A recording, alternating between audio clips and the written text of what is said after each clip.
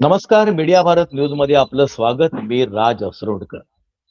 गेल्या महिन्यामध्ये मुंबईमध्ये भारतीय जनता पार्टीने एक मोर्चा आयोजित केलेला होता आणि तो मोर्चा यासाठी गाजला होता. मोर्चाचा विषय काय होता तो मागे पडला, परंतु मोर्चा यासाठी गाजला की या मोर्चामध्ये एका महिलेला अख्ख्या जगाने जरी म्हटलं तरी ते चुकीचं ठरणार नाही, पाहिलं पोलिसांना, मोर्चेकरांना जाब विचारताना ट्रॅफिक जाम झालेलं होतं. त्या मोर्चामुळे प्रचंड लोक हैराण झालेले होते.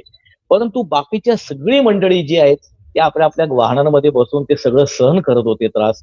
एक महिला मात्र आपल्या कारमधून बाहेर पडली आणि तिने सरळ त्या मोर्चेकरांची झाडाझडती घ्यायला सुरुवात केली. प्रचंड चर्चा झाली. ही महिला नेमकी कोण होती, काय होती? एक साधारण आठवड्याभरानंतर ती महिला माध्यमांसमोर आली आणि एकंदरीत तिने जे काही कृती केली होती त्याच्याबद्दलचा तिने खुलासा पण केला. कुठल्या परिस्थितीमध्ये तिला ती सगळी प्रतिक्रिया द्यावी लागली, नेमकं काय घडलं ते तिने सांगितलं. त्या महिलेचं नाव होतं टीना चौधरी. मुंबईतील सामाजिक कार्यकर्ते, वरळी भागातीलच सामाजिक कार्यकर्ते आनंद भंडारी यांनी या मोर्चा संदर्भामध्ये मुंबई पोलिसांना माहिती अधिकारामार्फत काही प्रश्न विचारले होते आणि त्या प्रश्नांची उत्तरं त्यांना प्राप्त झालेली आहेत. आनंदजी, तुमचं या चर्चेमध्ये खूप स्वागत आहे. मला तुम्हाला सगळ्यात पहिला प्रश्न हा विचारायचा आहे की मोर्चा निघाला, बीजेपीचा मोर्चा होता, तो त्यांनी अगदी सक्सेस करून दाखवला, त्याला कव्हरेजही भरपूर मिळालं.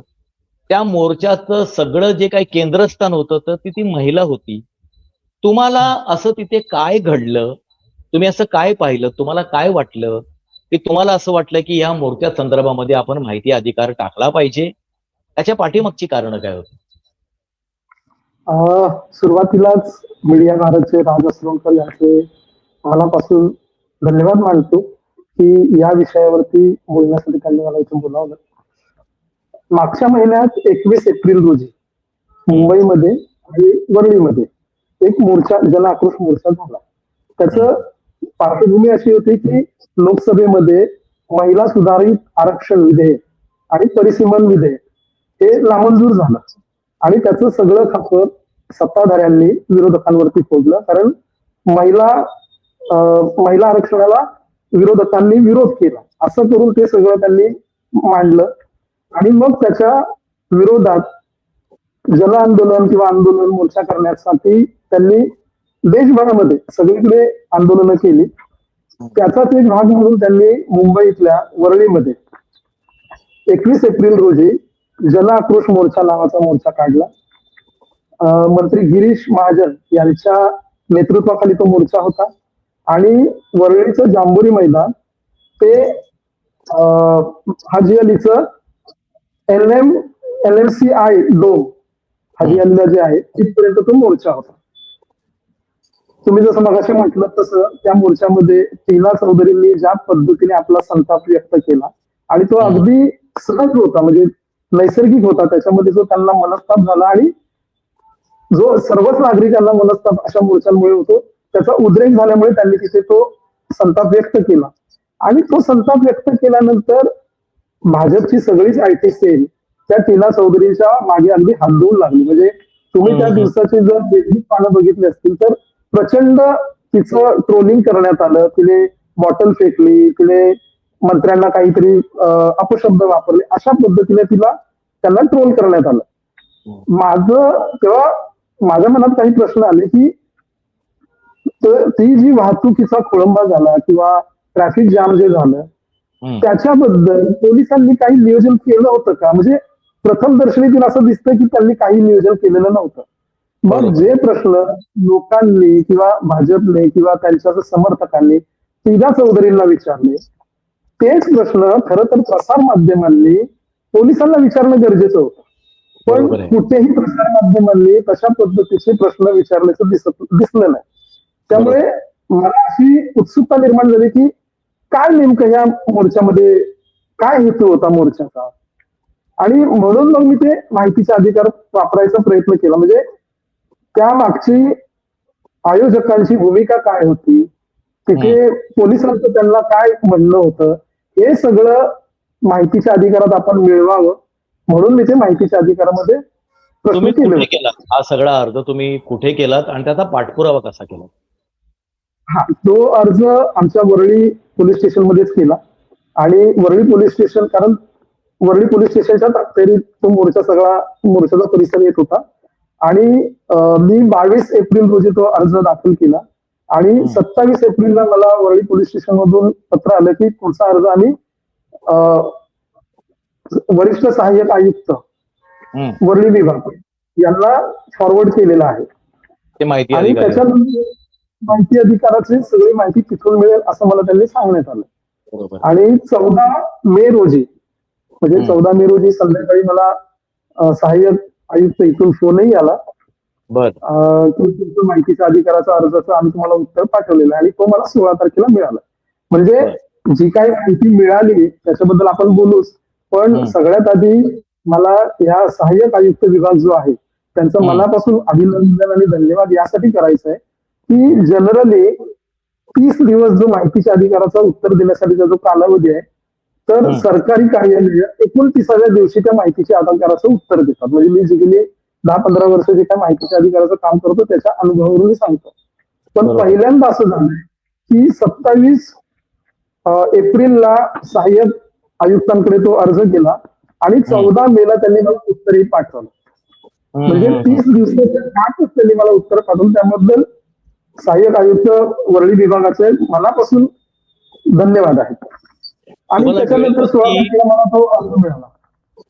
तुम्हाला वेळेवर उत्तर तुम्हाला मिळालं आणि तुम्ही अगदी मोठं मन करून पोलिसांचं अभिनंदन सुद्धा केलं, वेळेमध्ये उत्तर पाठवल्याबद्दल. पण हे करायलाच पण पाहिजे. हे पण हे वेळेवर मिळालेलं जे उत्तर आहे त्याने तुमचं समाधान झालंय का? काय तुम्हाला उत्तर नेमकं मिळालं आणि त्या उत्तरावर तुमची प्रतिक्रिया काय आहे? हा, पहिली गोष्ट म्हणजे मी साधे 6 प्रश्न केले होते. म्हणजे पहिला बर. प्रश्न काय होता की या मोर्चासाठी परवानगी मागितली असेल तर त्या हा. परवानगीचं पत्र मला हवंय. हम्म, हम्म, जर हम्म. पोलिसांनी त्याला अधिकृत परवानगी दिली असेल तर ते पोलिसांचं परवानगीचं पत्र मला हवंय. एक म्हणजे एक आयोजकांनी परवानगी मागितल्याचं पत्र, एक पोलिसांनी परवानगी दिल्याचं पत्र. साधारणपणे ज्यावेळेस रस्त्यावरती अशी आंदोलनं मोर्चे होतात हम्म, त्यावेळेस पोलीस विभाग आणि ट्रॅफिक विभाग हम्म. वाहतूक वळवतं. म्हणजे बरोबर. वाहतुकीचे खोळंबा होऊ नये लोकांचा म्हणून वाहतूक वळवतं. तर हम्म, अशा पद्धतीने या मोर्चासाठी काही वाहतूक वळवण्यात आली होती का? काही हम्म. पर्यायी मार्ग दिले होते का? तर ते हम्म. दिले असतील तर ते पर्यायी मार्गाची माहिती मला मिळावी. बरं, बरोबर. ते पर्यायी मार्ग जेव्हा पोलीस देतात त्यावेळेस त्याची प्रसारमाध्यमांमध्ये सुद्धा माहिती दिली जाते, कारण नागरिकांना ती माहिती असणं आवश्यक आहे. नोटिफिकेशन सुद्धा हा, निघते ते. हम्म, हा, तर तसं काही प्रसार माध्यमांमध्ये तशी माहिती प्रसिद्ध झाली होती का? झाली असेल तर त्याची माहिती मला देण्यात यावी. हम्म, तो हम्म. मोर्चा कधी सुरू झाला, कधी संपला याची काही नोंद जी पोलीस विभाग करतं, तर त्या हम्म, नोंदीची माहिती मला मिळावी. आणि हम्म. शेवटचा प्रश्न होता की त्या टीना चौधरी ज्यांच्याबद्दल आयोजकांना भयंकर राग आला, पोलिसांना हम्म, सुद्धा खूप राग आला त्या हम्म. महिलेचा, तर हा. तिच्यावरती त्यांनी काही कारवाई केली आहे का? जर कारवाई केली असेल तर त्या FIR ची प्रत वगैरे मला देण्यात यावी. हम्म, असे फक्त 6 प्रश्न होते. अगदी साधे साधे 6 प्रश्न होते जे मी त्यांच्याकडे मागितले होते. हम्म. आणि आश्चर्य वाटेल तुम्हाला की ह्या 6ही प्रश्नांना वरळी पोलिसांनी जे उत्तर दिलं ते 4 शब्दांचं उत्तर दिलं. बरं. म्हणजे अभिलेखावर माहिती उपलब्ध नाही. एवढे 4च शब्द. अच्छा. प्रत्येक प्रश्नाला म्हणजे प्रत्येक हा. माहितीला अभिलेखावर माहिती उपलब्ध नाही. म्हणजे हम्म, अर्ज कोणी केला होता का हम्म, परवानगीसाठी, तर हम्म. अभिलेखावर माहिती उपलब्ध नाही. पोलिसांनी परवानगी दिली का, तर अभिलेखावरती माहिती उपलब्ध नाही. म्हणजे हे इतक्या साध्या साधे माहिती मी विचारली होती, ती सुद्धा त्यांनी अभिलेखावर माहिती उपलब्ध नाही असं म्हटलं. हम्म, आता साधं तुम्हालाही सांगतो की आम्ही म्हणजे मराठी अभ्यास केंद्राच्या वतीने आम्ही गेल्या डिसेंबरमध्ये हम्म. ठरवून बंद पाडलेल्या मराठी शाळांची परिषद आयोजित खूप. केली होती शिवाजी का तर. मंदिरमध्ये, हम्म. शाहू सभागृहामध्ये. होय. ती परिषद होती 14 डिसेंबरला. त्याची ज्यावेळेस समाज माध्यमांमध्ये आम्ही माहिती प्रसारित केली त्यावेळेस शिवाजी पार्क पोलीस स्टेशन मधून स्वतःहून आम्हाला फोन आला होता हम्म, की हा काय प्रकारचा कार्यक्रम आहे, सरकारच्या हम्म. विरोधात आहे का? म्हणजे हम्म. अशी स्वतःहून चौकशी केली. आता हा कार्यक्रम तर बंद सभागृहात होता. तरी सुद्धा पोलिसांनी आमच्याकडे चौकशी केली. बरं, तो कार्यक्रम संपल्यानंतर आम्ही त्या ठरवून बंद पाडलेल्या मराठी शाळांच्या संदर्भात हुतात्मा चौक ते मुंबई महानगरपालिकेचं मुख्यालय असा एक मोर्चा काढायचं जाहीर केलं आणि 15 तारखेला त्याची बातमी सगळ्या वर्तमानपत्रांमध्ये आली. ती बातमी आल्यानंतर आम्ही साधं एक पत्र माता रमाबाई आंबेडकर पोलीस स्टेशन कुलाब्याचं तिकडे एक आम्ही पत्र दिलं की आम्ही असा असा मोर्चा काढणार आहोत पोलीस स्टेशनला आणि याची माहिती तुम्हाला असावी म्हणून हे पत्र आम्ही तुम्हाला देत आहोत. आम्ही त्या पत्रामध्ये कुठेही मोर्चाला परवानगी मागितली नव्हती, कारण आम्हाला माहिती आहे हुतात्मा चौक परिसर हा शांतता क्षेत्र झोन मध्ये येतो. आणि दुसरी गोष्ट, आम्ही परमिशन जरी मागितली असती ना तरी पोलिसांनी परमिशन दिलीच नसती, कारण त्यांच्याकडे तशी कारण आहे. त्यामुळे आम्ही परमिशन मागितली नव्हती. पण हे पत्र जेव्हा आम्ही त्यांना दिलं त्याच्यानंतर माता रमाबाई आंबेडकर पोलीस स्टेशन मधून आम्हाला फोन आला की तुम्ही असा असा मोर्चा काढतो आहात, तर तुम्ही परमिशन घेतलेली आहे का? तर आम्ही त्यांना विचारलं, सर आम्ही तुमच्याकडे परमिशन मागितली असती समजा, तर तुम्ही दिली असती का? तर त्यांनी सरळ सांगितलं नाही दिली, म्हणजे दिली नसती. म्हटलं आम्हाला जर माहिती आहे की तुम्ही परमिशन देणार नाही तर कशाला तुमच्याकडे परमिशन मागायची, म्हणून आम्ही परमिशन मागितली नाही. मुद्दा काय आहे की हे जे दोन प्रसंग आहेत, एक बंद सभागृहात झालेल्या कार्यक्रमाचा, एक रस्त्यावरच्या मोर्चाचा, या दोन्ही कार्यक्रमामध्ये आम्ही तर साधी एक संघटना आहोत, ठीक आहे, तरी सुद्धा पोलिसांनी आमच्याकडे चौकशी केली. आता जो मोर्चा सत्ताधारी पक्ष भाजपच्या वतीने काढण्यात येतोय, ज्या मोर्चाचं नेतृत्व एक मंत्री करतोय, त्याच्याबद्दल वरळी पोलीस स्टेशनने आयोजकांकडे काही चौकशी केली होती का? आणि नसेल केली तर का नाही केली ती चौकशी? म्हणजे पोलीस स्टेशन जे सांगते ना की त्यांनी आमच्याकडे परमिशनच मागितली नाही म्हणून आम्ही त्यांना परमिशन दिली नाही, तर मुळात अशा पद्धतीने ज्यावेळेस रस्त्यावरची आंदोलन होतात तेव्हा स्वतःहून पोलीस चौकशी करता आयोजकांकडे. इथे अशा पद्धतीचं चौकशी इथे का करण्यात आली नाही? थोडक्यामध्ये काय दिसतंय, थोडक्यामध्ये काय असं दिसतं की भारतीय जनता पार्टीने या मोर्चाला परवानगी घेतलेली नव्हती. हे पोलिसांनी तुम्हाला कळवायला पाहिजे होतं आणि त्यांनी परवानगीच मागितली नव्हती, त्यामुळे देण्याचा प्रश्नच उद्भवत नाही हे त्यांनी काय सांगायला पाहिजे होतं. सगळ्यात महत्वाची गोष्ट की परवानगी नसलेला मोर्चा त्यांनी अडवायला पाहिजे होता. तो अडवण्याच्या ऐवजी त्यांनी त्याला बंदोबस्त दिला आणि ते तिथे वाहतुकीचं जे सगळं नियमन आणि नियंत्रण करायला पाहिजे होतं त्या भागामध्ये. जरी ते समजा बेकायदेशीर मोर्चा काढत असतील तरी सुद्धा ज्या उपाययोजना करायला पाहिजे होत्या त्या त्यांनी पूर्व खबरदारी पण घेतली नाही आणि मोर्चा सुरू असताना सुद्धा त्यांनी आपलं कर्तव्य निभावलेलं नाहीये. तुम्हाला जर त्यांनी खरी उत्तरं दिली असती, व्यवस्थित उत्तरं दिली असती, तर मुंबई पोलिसांचा बेजबाबदारपणा, त्यांची कर्तव्यामध्ये केलेली कसूर, बेईमानी आणि एकूणच त्यांनी जे काही सगळा जी ड्युटी निभावताना जो प्रकार दाखवले, बेफिकिरी केलेली आहे, याचं सगळ्याचं डॉक्युमेंटेशन झालं असतं. त्यामुळे त्यांनी तुम्हाला उत्तर सरळ सरळ टाळलेलं आहे आणि आमच्या रेकॉर्डला तुम्ही जे विचारताय असं आमच्याकडे काहीही नाही असं त्यांनी आश्चर्यकारक उत्तर तुम्हाला दिलेलं आहे. तुम्ही नक्कीच या उत्तराने समाधानी नसणार आणि तुम्ही जर आता समाधानी नाही आहात तर तुम्ही अपिलात जाणार आहात का? आता पहिली गोष्ट काय आहे की त्यांनी मोर्चाला परवानगी दिली नाही असं त्यांनी स्वतः सांगतायत. म्हणजे एकीकडे मला जे त्यांनी माहितीच्या अधिकारात माहिती दिली त्याच्यामध्ये त्यांनी परवानगीच्या तपशिलाचं मी विचारलं तर उपलब्ध नाही, अभिलेखावर उपलब्ध नाही, म्हणजे ते परवानगीचा कागदोपत्री काही पुरावा नाही असं त्यांचं थोडक्यात म्हणणं आहे. पण राज्य तुम्हाला मी सांगतो की त्या मोर्चावरती 2 दिवसानंतर आयोजकांवर गुन्हा दाखल झाला आणि याची बातमी सगळ्या वर्तमानपत्रांमध्ये आहे, प्रसिद्धी माध्यमांमध्ये आहे. त्याच्यामध्ये ती बातमी जी प्रसिद्ध झालेली आहे त्या बातमीमध्ये पोलिसांनी असं स्पष्टपणे म्हटलं, म्हणजे तुम्ही कुठलीही त्या आयोजकांवरती गुन्हा दाखल झाल्याची कुठलीही बातमी तपासून पहा, मी काल दिवसभर ती बातम्या सगळ्या तपासलेल्या आहेत. त्याच्यामध्ये पोलिसांनी स्पष्टपणे म्हटलंय की आयोजकांना आम्ही लेखी परवानगी दिली होती, पण परवानगी देताना जे नियम आम्ही सांगितले होते त्या नियमांचा भंग झाला म्हणून आम्ही त्यांच्यावरती गुन्हा नोंदवलेला आहे. आता मला सांगा राजी, एकीकडे पोलीस स्वतःच सांगतात की आम्ही परमिशन दिली होती पण नियमांचा भंग झाला म्हणून आम्ही त्यांच्यावर कारवाई केली, ही गोष्ट ते एकीकडे सांगतात आणि दुसरीकडे मला माहितीच्या अधिकारात उत्तर काय देत आहेत की परवानगीचं अभिलेखावरती माहिती उपलब्ध नाही. म्हणजे ही काय प्रकारची लपवाछपवी आहे? म्हणजे तुम्हीच एकीकडे म्हणता परवानगी दिली, नियमभंग झाला, कारवाई केली, गुन्हा नोंद केला, आणि दुसरीकडे माहिती अधिकारा जेव्हा माहिती मागितली तर सांगता की परवानगी उपलब्धच नाही. बरं, ज्या मोर्चाला परवानगी ज्या मुद्दा मोर्चाला परवानगी आहे नाही, की मुंबई पोलिसांची फक्त लपवाछपवी आहे की हा भारतीय जनता पार्टीने केलेला सत्तेचा दुरुपयोग आहे? तुमचं काय मत आहे? तेच मला तुम्हाला सांगायचं आहे. म्हणजे इथे तर स्पष्टपणे दिसतंय ही लपवाछपवी पोलिसांनी केली. बरं, आता अशा प्रकारची लपवाछपवी करण्याचा वरळी पोलीस स्टेशन स्वतःच्या अखत्यारीत निर्णय घेईल का हो? मला सांगा. अजिबात घेणार नाही. हे कोणीतरी वरून सांगितल्याशिवाय वरळी पोलीस स्टेशन असा उत्तर देईल का? तर अजिबात देणार नाही.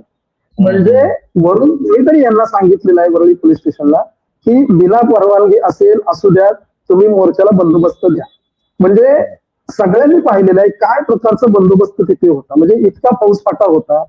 ज्या मोर्चाला परवानगीच दिलेली नाहीये असं मला माहिती अधिकारात सांगितलं जातं, त्या मोर्चाला, विना परवानगी असलेल्या मोर्चाला एवढा मोठा पोलीस बंदोबस्त कसा काय दिला जातो?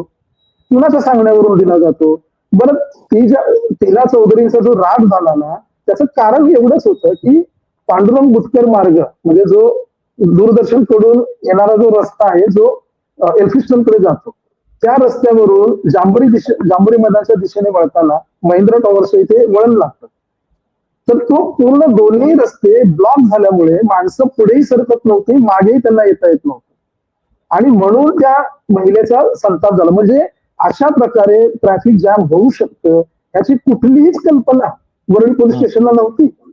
म्हणजे हे कुठल्या प्रकारचं नियोजन आहे? म्हणजे आणि साधी गोष्ट आहे, ज्यावेळेस कुठल्याही रस्त्यावरचं आंदोलन होतं, मोर्चे होतात, तर साध्या वेशातले पोलीस आधी तिथे जातात, त्या आंदोलनाच्या आधी तिथे पोहोचतात रस्त्यावरती, आयोजकांशी बोलतात, तिथली माहिती घेतात, किती वाजता तुम्ही सुरू करणार, कोण कोण आयोजक आहे, किती वाजता हे संपणार, ही सगळी माहिती घेतात, कारण त्यांना ते दफ्तरी नोंद करायची असते. मग मी माहिती अधिकाऱ्यात त्यांना एक 5वा प्रश्न विचारला होता, जो अगदी साधा होता, की हा मोर्चा कधी निघाला आणि किती वाजता संपला? त्याचंही उत्तर तुम्ही असं देता की उपलब्ध नाही. म्हणजे हे काय आहे? म्हणजे हे तर रुटीन वर्क आहे ना तुमचं, कुठल्याही पोलीस स्टेशनचं हे रुटीन वर्क आहे ना, की रुटीन वर्क सुद्धा इथे पाळलं गेलं नाही. म्हणजे ही नुसती बेफिकिरी नाहीये, तर म्हणजे लाजिरवाणी बाब आहे. म्हणजे त्या महिलेला जसा तुम्ही रस्ता मोकळा करून देऊ शकला नाही, ही जितकी लाजिरवाणी बाब आहे नाही, त्याच्यापेक्षाही ही भयंकर लाजिरवाणी बाब आहे की या जगाने पाहिलेल्या मोर्चाचं तुम्ही साधी तुमच्याकडे कागदोपत्री माहितीच उपलब्ध नाहीये. ही कुठला प्रकार आहे? म्हणजे 2022 ते 2024 मध्ये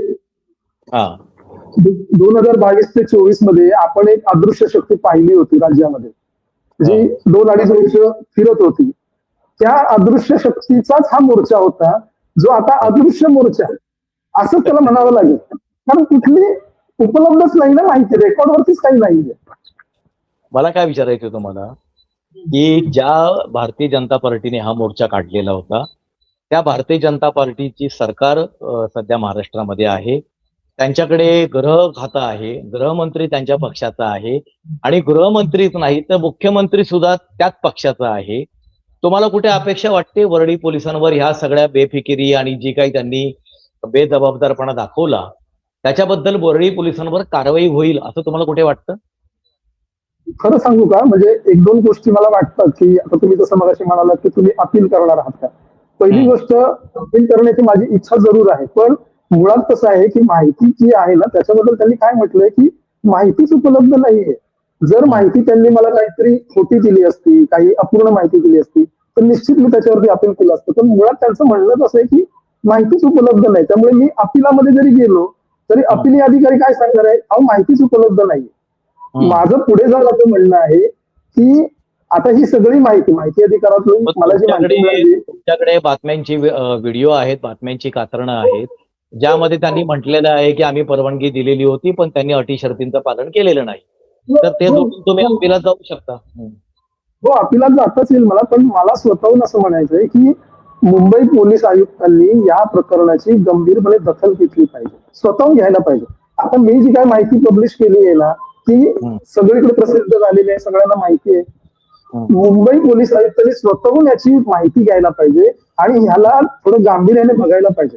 आता हा मोर्चा सत्ताधाऱ्यांचा आहे म्हणून जर तुम्ही याला दुर्लक्षित करणार असाल तर ही अतिशय चिंताजनक बाब आहे.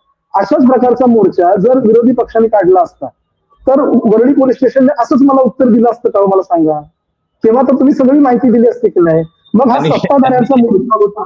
त्यांनी कदाचित तुम्हाला आरोपींचे फोटो पण दिले असते माहिती अधिकार. म्हणजे हा सत्ताधाऱ्यांचा मोर्चा आहे म्हणून तुम्ही अशा प्रकारची माहिती देता का? म्हणजे एकीकडे सत्ताधारी जितके बेफिकीर झालेले आहेत सर्वसामान्य नागरिकांच्या बाबतीत, तीच वृत्ती या पोलिसांमध्ये झिरपली की काय, असं अगदी ठामपणे म्हणावं असं वाटतं. अत्यंत गंभीर मुद्दा आनंदजी तुम्ही उपस्थित केलेला आहे की सत्ताधाऱ्यांमधली जी बेफिकीर वृत्ती आहे तीच बेफिकीर वृत्ती ही मुंबई पोलिसांमध्ये पण झिरपली आहे का, अशी तुम्ही टीका पण केली आहे. तुमच्या मनामध्ये ती भीती आहे. आणि सगळ्यात महत्वाची गोष्ट आहे की जर मुंबई पोलिसांमध्ये जर अशा प्रकारची बेफिकिरी जर झिरपलेली असेल तर मुंबईच्या कायदा सुव्यवस्थेचं नेमकं काय होणार, मुंबईला नेमकं काय भवितव्य असणार आहे, अशी भीती, अशी चिंता सामाजिक कार्यकर्ते आनंद भंडारे यांच्या वक्तव्यामधून, त्यांच्या प्रतिक्रियेमधून दिसून आलेली. ही चर्चा मुंबई पोलिसांपर्यंत जरूर पोहोचेल.